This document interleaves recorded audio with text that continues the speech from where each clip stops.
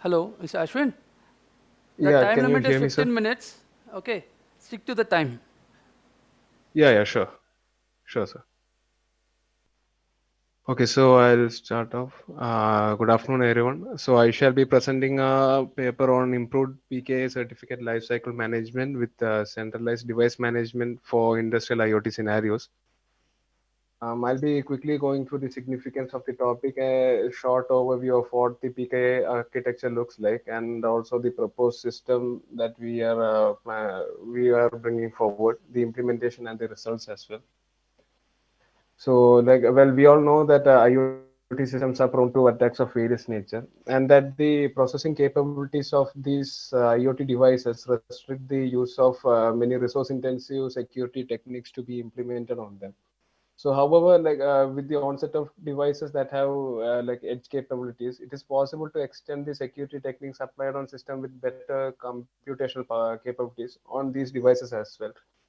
So we know that the PK is a quite popular architecture, but there have been multiple instances of the PK being compromised because of compromised certification authorities. Even popular certification authorities like DigiCert, DigiNotar, Komodo, and all have faced situations wherein their keys were compromised and certificates were issued to different authorities, and they were into the system, and it took a lot of time for in order to identify that these certificates were in fact not valid. So now I'll just quickly go through a brief overview about the PK workflow. So basically, it involves the creation of public-private key pair, the generation of either certificate signing request or the certificate as a whole, and the certificate will be signed either by any known certification authority, or it can be a self-signed certificate as well. So that certificate is used to further for further transactions, and under the event of the certificates getting expired, there is a provision to renew the certificates using either the same key pair, or either there is a provision to generate a new public-private key pair and then generate a new certificate. So the revoking comes into picture when a certain certificate is invalidated before the expiry period. Under such a situation, the certificate needs to be revoked, and it should not be allowed for any further transactions. And there are multiple means of doing that, but one popular means of doing that is by using certificate revocation list. So this is a basic overview of PK. Now coming to the proposed system. So the proposed system gives a means of overcoming the drawbacks of traditional PK. One major drawback of traditional PK, wherein even if the certification authorities keys are compromised and the fake certificate is given out to any other person, it cannot be brought into the system in an industrial IoT scenario. This whole system is based on an industrial IoT scenario. So there are existing decentralized solutions as well using blockchain to overcome these shortcomings. But however, they are quite resource intensive on the device. So this system basically makes use of the additional device management server, which is quite common in industrial IoT scenarios wherein a large number of asset management is required. So that particular server can be used in order to bring in an additional security check over here. So quickly going, the device, in order to automate the provisioning and renewal flow, the device will be put in with a bootstrapping service, which will be a system service running on the background. I'll just give a brief overview of what will happen. It will basically check for a particular configuration file, and if it is present, the configuration file basically deals with what all values need to be populated into the X509 certificates, the state of the device as well as the expiry and all. So once the configuration file is found, then it just checks whether it is in provision state. If yes, it checks whether it is in expired state or not. So if it is expired, if it is not provisioned, it checks whether the public private key should be generated on the device, and whether the CSR, the certificate signing request, should be sent to the signing authority. If not, it directly requests the signing authority to generate both the private public key as well and the certificate. And once the certificate is received, it stores the certificate into the device. If the device has any hardware TPM or anything enabled, that can also be integrated. Currently in Raspberry Pi, this whole thing was tested on a Raspberry Pi, so no, there is no integrated hardware TPM, even though external modules are available. So this is the scenario of provisioning. And in case the device is in expired state, then it again requests the server for getting a new certificate, and the rest of the things are as similar to the provisioning flow. So now coming to the provisioning server. So as soon as the provision bootstrapping service requests for provisioning, the server checks whether the device is in already provision state. If not, it generates the key pair and certificate and signs it using the private key, or it accepts the certificate signing request generated by the device and signs the certificate and sends back the same. It also generates a serial hash of the serial number. I mean, it generates the serial number based on the current time, and it can and an additional secret that can be added, and it generates the hash of the serial and it sends to the device management server. So on receiving a success response from the device management server, it sends back the certificate data to the bootstrapping device. This is the role of provisioning server during provisioning flow. So now coming to the device management server during the provisioning flow, as soon as it receives the hash serial, it is stored in a secured location. So now the device is ready to for further transactions. So now during further transactions, the flow of that happens in the device management server is like this. All of the transactions to the cloud are routed via the device management server in order to get this additional security done. So during any incoming connection, the workflow is as shown. It just so first of all it checks whether the certificate is valid and whether it is in the revoked list or not. And if it is not there in the revoked list, it will basically fetch the serial and calculate. It will like there is a the device management server also has a database that stores in the details, which is basically used for asset management. So even though a device is provisioned, it is not yet ready for transactions. The device has to be tagged as a valid one by oncoming connections from other devices for it to be in this system. So whenever any other device requests for a connection, the serial of the last provision device is generated based on the serial is calculated based on the time, and then that hash is compared to the hash that is stored in the device management server, and only if that hash is found to be same, then that device will be tagged as valid. So in short, it can be told like, yeah, after the provisioning of a device, the oncoming request for transaction from other devices validates the last provision device. In this way, the advantage is like we don't need to have a list of all the serial, or we don't have to store a list of all serial serial numbers of the devices that have been provisioned or not. Just the last serial can be used, and once it is validated, it can be taken off, and it can be, it is to ascertain that this particular device was provisioned in the normal flow that is supposed to happen in that particular factory. So that is the role of just storing the last serial number of the device. So the advantage that it brings forward is like, even if I add in any new device to the list, without the proper positioning flow that was described earlier, it will be termed invalid and it won't be able to proceed further in any of the transactions. And another thing, any other certificate coming into the picture, it will go through the same validation. And as soon as if it is not present inside the device management server database, it is straight away rejected. If it is present inside the device management server database and if it is valid, only in that scenario further transactions are approved. So it kind of overcomes the issue wherein any certificate authority which has been compromised and it gives out a certificate to any person who is planning to snoop in, it prevents the use of that certificate for further transaction.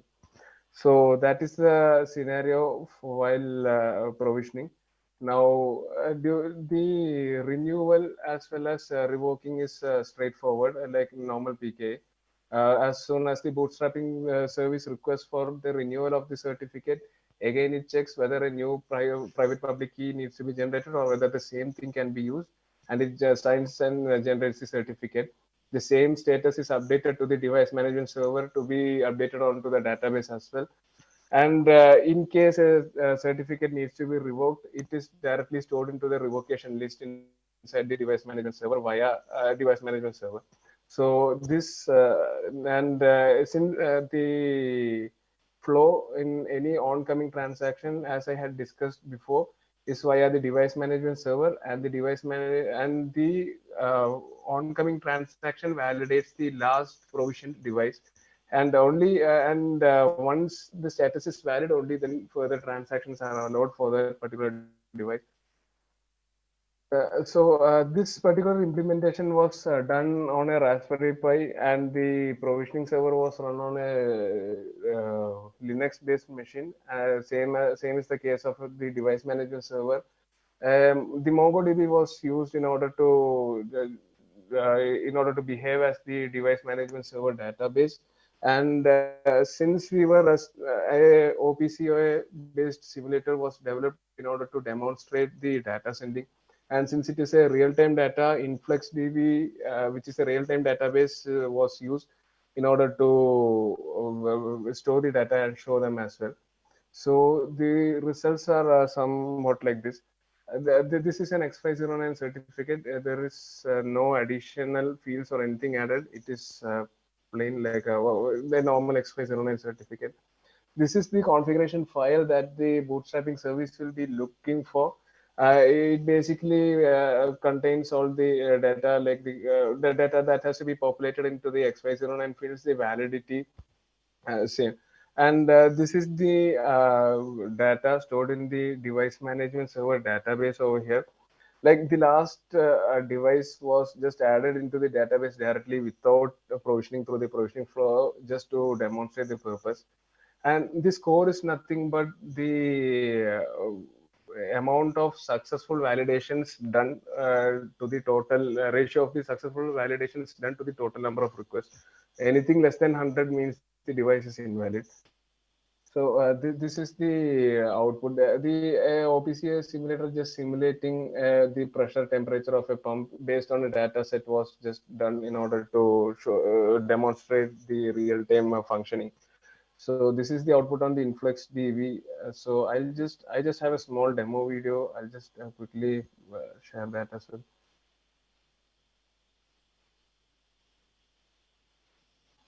Over here, we are placing the configuration file inside the location. This particular configuration file will be searched by the bootstrapping service.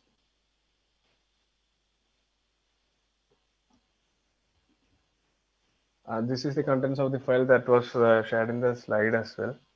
So the bootstrapping service will check every 5 minutes for this particular file, and only if this file is present, it will go on with the provisioning flow.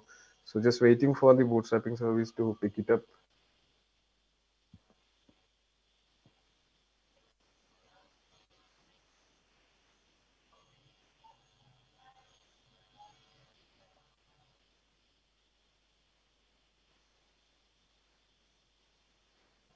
This is the PEM formatted certificate, X109 PEM formatted certificate that was returned by the provisioning server. Now I'll just show the database. It's a very basic UI just to show the contents of the database. So over here, even though the device has been provisioned, the validity check has not been done. It will be done only on the incoming connections. So this is from another device that is already provisioned, so that it will validate the other device. So I'm just running a OPCA client. The server is already running on the Linux machine. So since this device was provisioned in the factory flow, it shows the status as valid. This is the InfluxDB. This is the cloud database of the InfluxDB. The screenshot of whatever I had mentioned over here. It just gives out two data points: the pump, the pressure, and the temperature, and the timestamp associated with it.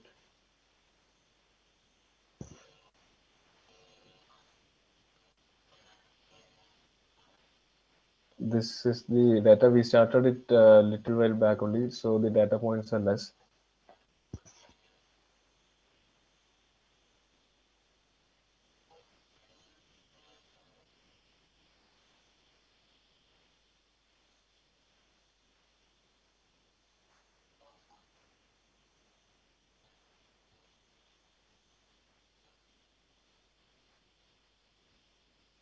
Okay, now I'll be over here. I'll be just manually changing the expiry of this inside this particular JSON file, just so that the bootstrapping service assumes that the certificate is expired and it requests the provisioning server for the renewal.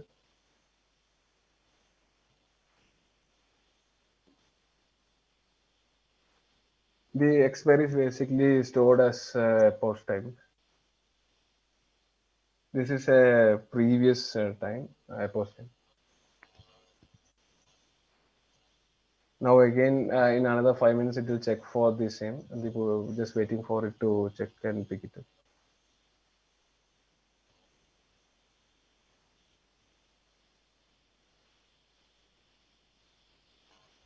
Now, as you can see, the expiry time has been changed manually, which means it has picked up. It has requested for a renewal. It got the certificate and it updated the expiry field over here in this particular configuration file.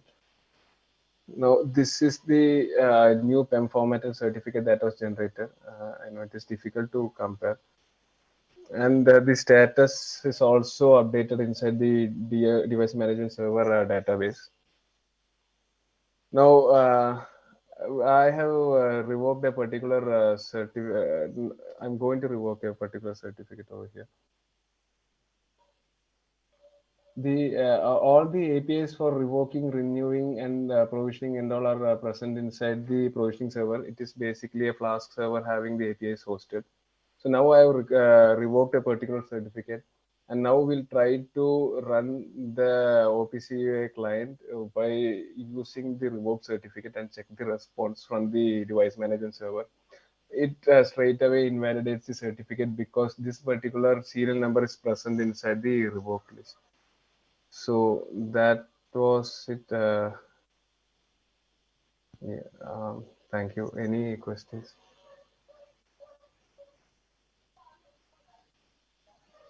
Hello.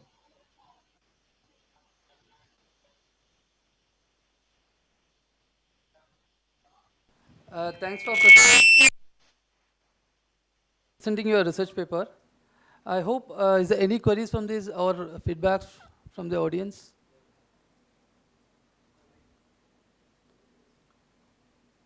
Mr. Ashwin, there is one question. So you mentioned in your paper that PKI certificate lifecycle management is centralized device management for IoT, industrial IoT. See, in what factor is there any middleman attack or any security analysis has been done? Not been done. This is a proof of concept that was tried out and demonstrated as here. No security attack analysis has been done as of now. Okay, so when the POs has been done, you have to analyze the attacks in along with these attacks as well. So enhance your research so that that can also useful for the community. Okay, Yeah, sure, sir. thank you. Sure. Thank you. Any other queries? Thank you. Thanks, Mr. Ashwin. May I call Thank you. upon the next speaker, the paper PK for IoT using DNS infrastructure, Mr. Balakrishnan, Ibrahim Ayob, and Anupe. Hampo, sorry. You are? Oh, yeah, please.